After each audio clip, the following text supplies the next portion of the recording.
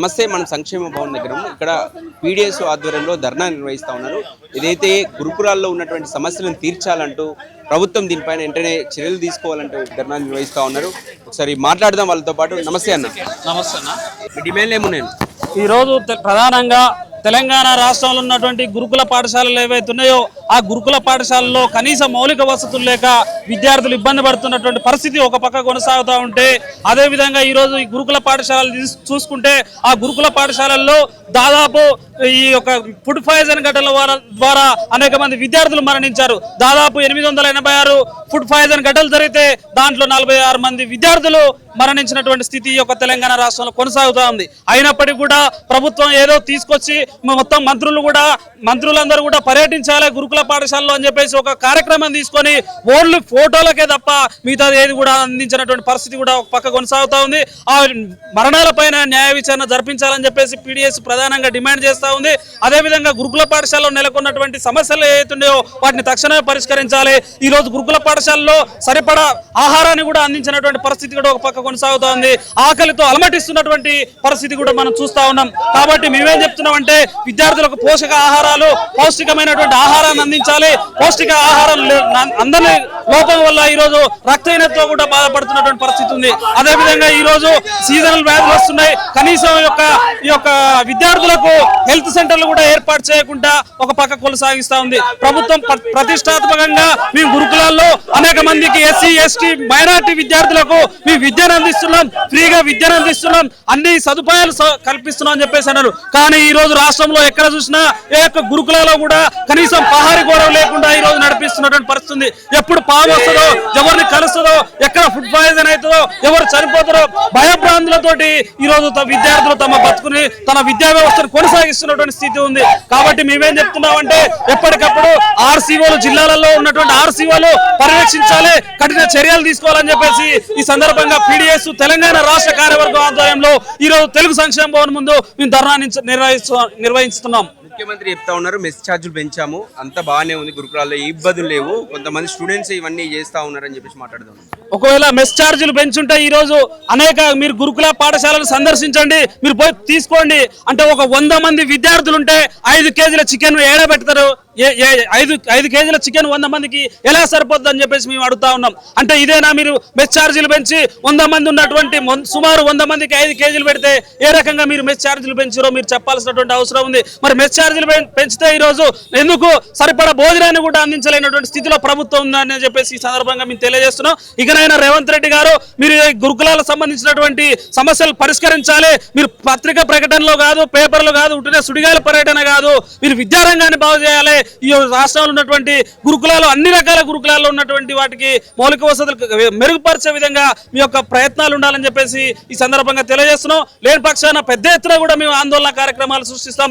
ఇప్పటికే మేము అన్ని జిల్లా కేంద్రాల్లో ఉన్నటువంటి గురుకుల పాఠశాలలో సర్వేలు నిర్వహించి సమగ్రంగా విచారణ కూడా చేశాం. దాని అన్ని రిపోర్ట్ కూడా మేము ఇక్కడ సెక్రటరీలకు కూడా ప్రవేశపెడతాం, మీకు అందజేస్తాం, గవర్నమెంట్ కూడా అందజేస్తాం అని చెప్పేసి ఈ సందర్భంగా తెలియజేస్తా ఉన్నాం. ఎందుకు నిర్లక్ష్యంగా గురుకులాల పట్ల ప్రభుత్వం ఉందనుకోవచ్చు?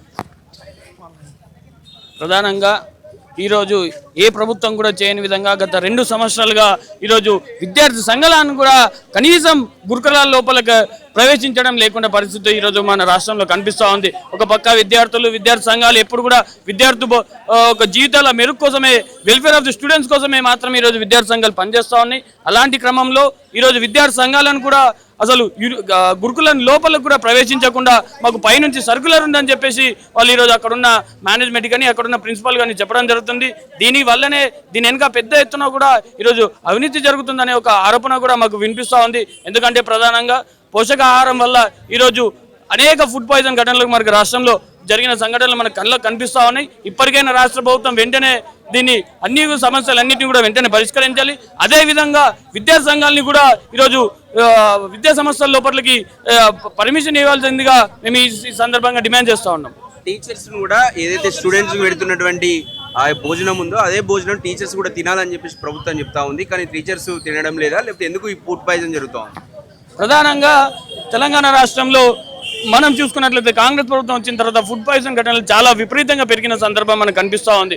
ముఖ్యంగా ఈరోజు ఏదైతే ప్రభుత్వం చెప్తా ఉందో అక్కడున్న విద్యార్థులతో కలిసి అక్కడున్న కళాశాలలో ప్రిన్సిపాల్ కానీ లేకపోతే అక్కడున్న స్టాఫ్ వాళ్ళు కూడా తినాలని చెప్తా ఉన్నప్పటికీ కూడా మరి ఎందుకు ఈరోజు ఆ ఘటనలలో ఒక స్టాఫ్ పర్సన్ కానీ లేకపోతే ఒక టీచర్ కానీ ఎందుకు ఫుడ్ పాయిజన్కి బలవడం లేదు? కేవలం విద్యార్థులు ఎందుకు అవుతున్నారంటే అక్కడ నాణ్యమైన భోజనం పెట్టకపోవడం వల్ల, అక్కడ పరిశుభ్రంగా లేకపోవడం వల్ల, సరిపోయేంత నాన్ టీచింగ్ స్టాఫ్ లేకపోవడం వల్లనే ఈరోజు ఈ ఘటనలు జరుగుతూ ఉన్నాయని చెప్పి మేము భావిస్తూ ఉన్నాం.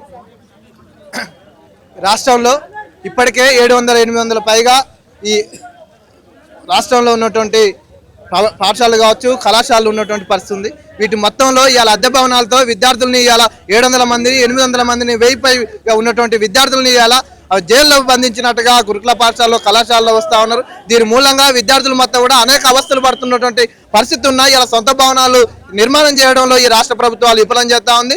ఇలా సంబంధించినటువంటి వాళ్ళకి పెడుతున్నటువంటి 1,25,000 రూపాయలు ఏదైతే మెను పెడతామని చెప్తా ఉందో అది కూడా పూర్తి స్థాయిగా ఇవాళ ఇంప్లిమెంట్ కాకుండా ఇలా కేవలం వార్డన్లు కూడా లేనటువంటి పరిస్థితి ఉంది. ఆ వార్డన్లను కూడా నియమించాల్సినటువంటి అవసరం ఉంది. కానీ కొంతమంది ఇవాళ ఆర్సీఓలో డీసీఓల పేరుతో ప్రిన్సిపాల్ పేరుతోని ఆ డబ్బులు మొత్తం కూడా వృధా చేస్తూ వాళ్ళు అవినీతి పాల్పడుతున్నటువంటి పరిస్థితి తెలంగాణ రాష్ట్రంలో ఉంది. కానీ ఇవాళ విద్యార్థుల యొక్క సమస్యను పరిష్కరించడంలో ఆ వైపుగా ఆలోచన చేయకపోవడం మూలంగా ఇలా గురుకుల కళాశాల కావచ్చు, పాఠశాల కావచ్చు అనేక సమస్యలు తలెత్తా ఉన్నాయి. ఇలా విద్యాశాఖ మంత్రిని నియమించాల్సినటువంటి అవసరం ఈ రాష్ట్ర ప్రభుత్వం పైన ఉంది. 2 సంవత్సరాలు గడుస్తా ఉన్నా ఇలా విద్యాశాఖ మంత్రిని నియమించకుండా ఈ రాష్ట్ర ప్రభుత్వం విద్యార్థుల్ని ఇలా నష్టానికి గురి చేస్తున్నటువంటి పరిస్థితి ఉంది.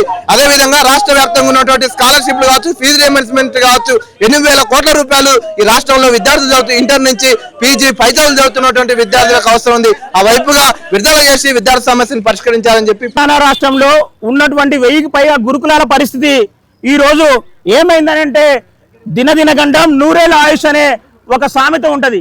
ఆ సామెత ఈ రోజు గురుకులాలకి ఖచ్చితంగా వర్తిస్తుంది.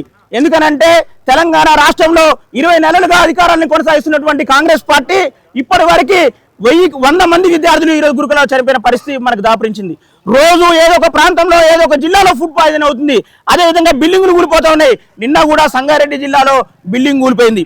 ఈ మధ్యన ఆసిఫాబాద్ వాంకిడి అనే ఆశ్రమ పాఠశాలలో విద్యార్థి చనిపోతే NHRC నోటీసులు ఇచ్చింది.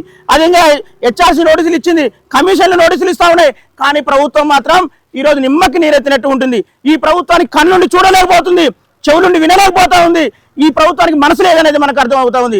ఎందుకంటే ఈ రాష్ట్రంలో ఉన్నటువంటి 1000కి పైగా గురుకులాల్లో పేద బడుగు బలైన వర్గాల విద్యార్థులు చదువుకుంటా ఉన్నారు. ఈ పేద ప్రజల మీద పేద విద్యార్థుల పట్ల వీళ్ళకి బాధ్యత లేదు, చిత్తశుద్ధి లేదు. అందుకనే విద్యార్థుల మరణాలు ఆపట్లేదు, ఫుడ్ పాయిజన్ ఆపట్లేదు, పక్కా భవనాలు ఇవ్వట్లేదు. ఇవి గత కొన్ని సంవత్సరాలుగా మాట్లాడుతూనే ఉన్నాం. కానీ ఇప్పుడు కమిషన్ల పేరుతోని విద్యా కమిషన్ ఏం చేస్తా ఉంది? ఆకునూరు మురళి గారు మీరు ఏం చేస్తా ఉన్నారు? స్పందించే అధికారం మీకు లేదా అని చెప్పేసి మేము ఈ సందర్భంగా అడుగుతా ఉన్నాం. ఈరోజు ఇప్పటికైనా రాష్ట్ర ప్రభుత్వం స్పందించాలి. మొత్తం ఫుడ్ పాయిజన్ ఘటన మీద, బిల్డింగులు ఊడిపోతున్న దాని మీద వీరి మీద న్యాయ విచారణ జరిపించాలి. 100 పైగా విద్యార్థులు చనిపోయారు, వాళ్ళ మీద న్యాయ విచారణ జరిపించాలి. బాధ్యుల మీద ఖచ్చితంగా శిక్షలు విధించాలని చెప్పేసి మేము డిమాండ్ చేస్తా ఉన్నాం. ఈరోజు ప్రభుత్వం మాట్లాడుతుంది మా దగ్గర బడ్జెట్ లేదని చెప్పేసి మాట్లాడుతున్నాం. అయ్యా ముఖ్యమంత్రి గారు మేము అడుగుతా ఉన్నాం. ఈరోజు పోలీసు అన్నాళ్ళు ఇక్కడికి వచ్చారు. పోలీసు వాళ్ళ కుక్కల మీద దాదాపు నెలకి 7 నుంచి 8,000 రూపాయలు ఒక కుక్క మీద ఖర్చు చేస్తున్న రాష్ట్ర ప్రభుత్వం విద్యార్థి మీద ఎంత ప్రవేశించింది? 1,500 రూపాయలు ఇస్తా ఉంది, 1,200 రూపాయలు ఇస్తా ఉంది. మరి ప్రైమరీ వాళ్ళకైతే 1000 రూపాయలు ఇస్తా ఉంది. ఈ డబ్బులతో ఎట్లా చదివేది మేము? ఈ డబ్బులతో మా బంగారు భవిష్యత్తుని ఎట్లా నిర్మించుకోవాలి మేము అని చెప్పేసి అడుగుతా ఉన్నాం. కాబట్టి ముఖ్యమంత్రి గారు ఇప్పటికైనా స్పందించాలి, ఇప్పటికైనా మాట్లాడాలి, ఇప్పటికైనా రావాలి. ఎందుకంటే ఈ రాష్ట్రానికి విద్యాశాఖ మంత్రిగా ముఖ్యమంత్రి ఉన్నాడు, గొప్ప గొప్ప మాటలు చెప్తా ఉన్నాడు. ఈరోజు వాళ్ళ పార్టీ ఎమ్మెల్యేలకి మంత్రులకి కాంట్రాక్ట్ అయినటువంటి వాళ్ళ పార్టీ ఎమ్మెల్యే మంత్రులకి బిల్లులు చెల్లిస్తా ఉన్నారు. కానీ ఈరోజు గురుకుల విద్యార్థుల బిల్లు చెల్లించడం లేదు. దాదాపు దాంట్లో పనిచేసినటువంటి టీచింగ్ నాన్ టీచింగ్ పోస్టులు చాలా ఖాళీ ఉన్నాయి. ఉన్న పోస్టులు మొత్తం కూడా కాంట్రాక్ట్ అవుట్సోర్సింగ్ పద్ధతిలో ఉన్న వాళ్ళకి శాలరీస్ రాని పరిస్థితి ఉంది. కాబట్టి వీటి మీద కూడా దృష్టి పెట్టాలని చెప్పి మేము డిమాండ్ చేస్తున్నాం. కాబట్టి ఇప్పటికైనా రాష్ట్ర ప్రభుత్వం స్పందించాలి, లేకుంటే రాష్ట్ర వ్యాప్తంగా పెద్ద ఎత్తున ఉద్యమిస్తామని చెప్పేసి హెచ్చరిస్తున్నాం. ఇప్పటికే అద్దె నడుస్తా ఉన్నాయి. ఇంకా చాలా మొత్తం పక్కా భవనాలు లేవు. నిన్ననే సంగారెడ్డి జిల్లాలో మొత్తం బిల్డింగ్ కూడా కూలిపోయింది, మనం చూసాం. అట్నే అనేకమైన పాఠశాలలు ఈరోజు శిథిలాస్తులు ఉన్నాయి. కాబట్టి వీటి మీద దృష్టి పెట్టాలని చెప్పేసి మాట్లాడుతున్నాం. మరీ ముఖ్యంగా విద్యా కమిషన్ ఆకునూరు మురళి గారు మాట్లాడాలి. దీని మీద న్యాయ విచారణ జరిపాలి. మీరు ఓన్లీ విచారణ చేయడం వరకే కాదు, సమస్యలు పరిష్కరించే విధంగా ప్రభుత్వం మీద ఒత్తిడి తీసుకురావాలని చెప్పేసి ఈ సందర్భంగా డిమాండ్ చేశారు. వందలాది గురుకులాలు ఇవాళ తెలంగాణ రాష్ట్రంలో ఇవాళ నడుస్తున్నటువంటి ఒక స్థితి ఉంది. మొత్తం కూడా ఇవాళ అద్దె భవనాలలో గురుకులాలు నిర్వహించడం వల్ల ఇవాళ అద్దె భవనాలలో చదువుకుంటున్నటువంటి విద్యార్థులు ఎవరైతే ఉన్నారో ఇవాళ నాణ్యమైనటువంటి భోజనం అందించకపోవడం వల్ల ఇవాళ దాదాపు 480కి పైగా ఇవాళ ఫుడ్ పాయిజన్ 800 పైగా ఫుడ్ పాయిజన్ ఘటనలు జరిగినటువంటి ఒక పరిస్థితి ఇవాళ రాష్ట్రంలో ఉంది. దాదాపు 48 మంది విద్యార్థులు ఇవాళ ఫుడ్ పాయిజన్ లో బారిన పడి ఇవాళ మరణించినటువంటి ఒక పరిస్థితి మరొక వైపు ఉంది. ఇవాళ అపరిశుభ్రమైనటువంటి ఒక వాతావరణం, ఇవాళ కల్తీ వస్తువుల వాడకం, ఇవాళ కలుషితమైనటువంటి భోజనం పెట్టడం, ఇవాళ కుళ్ళిన కూరగాయలను ఇవాళ మొత్తం అన్ని గురుకులాలలో ఇట్లాంటి సమస్యలు ఉండడం వల్ల మొత్తం ఇవాళ గురుకులాలలో విద్యార్థులు చేరాలంటే ఇవాళ భయపడుతున్నటువంటి పరిస్థితి. ఇవాళ విద్యార్థుల తల్లిదండ్రులకు ఇవాళ గురుకులాలలో తమ పిల్లలను చేర్పించాలంటే ఇవాళ ఒక అభద్రతా భావం నెలకొన్నటువంటి ఒక స్థితిలో భాగంగా మొత్తం గురుకులాలలో సమస్యలు పరిష్కరించాలి. ఇవాళ అన్ని గురుకులాలకు సొంత భవనాలు కేటాయించాలి. విద్యార్థుల వరుస మరణాల మీద న్యాయ విచారణ జరపాలనేటువంటి డిమాండ్ల మీద ఇవాళ PDSU రాష్ట్ర కమిటీ ఆధ్వర్యంలో ఇవాళ సంక్షేమ భవన్ కి పిలుపునివ్వడం జరిగింది. కాబట్టి ఈ ధర్నా ఉద్దేశం ఇవాళ గురుకులాలలో నెలకొన్నటువంటి సమస్యల పరిష్కారం. కాబట్టి మనం అందరం కూడా ఇవాళ 2-3 కామ్రేడ్స్ మాట్లాడతారు. మాట్లాడిన తర్వాత మీడియా వాళ్ళతో కూడా మనం మాట్లాడిన తర్వాత మనం లోపలికి పోయి వాళ్ళ గురుకుల సెక్రటరీలకు మనం రిప్రజెంటేషన్ ఇస్తాం. కాబట్టి అందరూ కూడా ప్రశాంతంగా ఉండాల్సినటువంటి అవసరాన్ని గుర్తు చేస్తాను.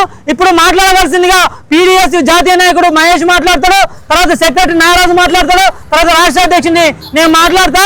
ఇది అయిపోయిన తర్వాత మనం గురుకుల లోపలికి పోయి సెక్రటరీలకు మనం కలవడం జరుగుతుంది. ఇప్పుడు ఈ కార్యక్రమాన్ని ఉద్దేశించి మాట్లాడాల్సిందిగా PDSU జాతీయ నాయకుడు కామ్రేడ్ P. మహేష్ ను కోరుతా ఉన్నాం.